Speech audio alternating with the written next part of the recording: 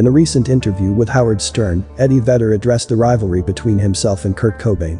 About the fact that Kurt Cobain called him a careerist, Eddie Vedder replied, amidst laughter, that he might even agree with some of the accusations. However, he recalled that the success that both Pearl Jam and Nirvana were enjoying at the time had caused difficulties for both bands.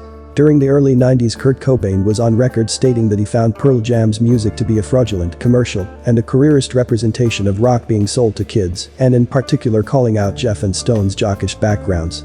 This happened right after Pearl Jam's 1991 album 10 went in at number 2 on the US Billboard album chart. At the time, Cobain said Pearl Jam were pioneering a corporate, alternative and cock rock fusion.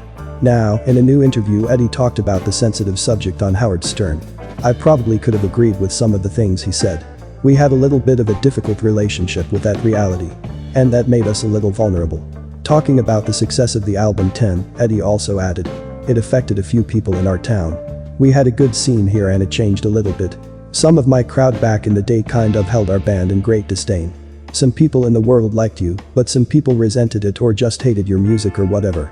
And I agreed with them on all points.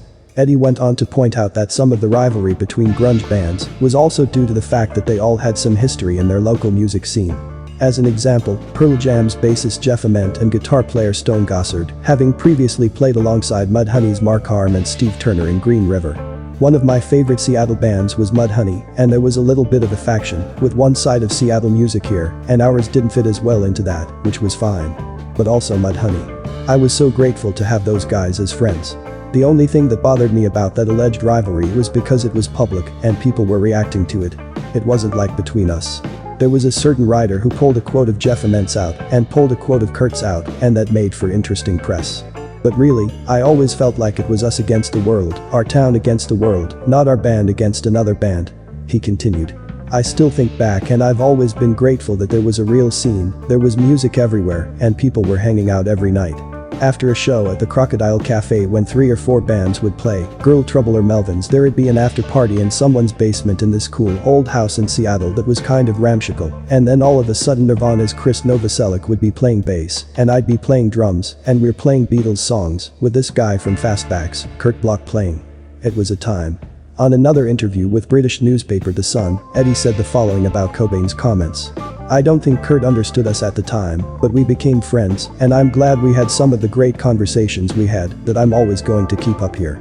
I don't talk too much about him in respect to Chris Novoselic and Dave Grohl, and I know he said that early stuff about not liking us. But there's a couple of complimentary things that he said in public about me as a human being, which I'm proud exist. But if Kurt were around today, I know he'd say to me, well, you turned out okay. In 1993, Kurt Cobain told MTV that he had never argued with Eddie Vedder. We never had a fight ever. I just have always hated their band, he said. We've had a few conversations on the phone, I really like him. I think he's a really nice person.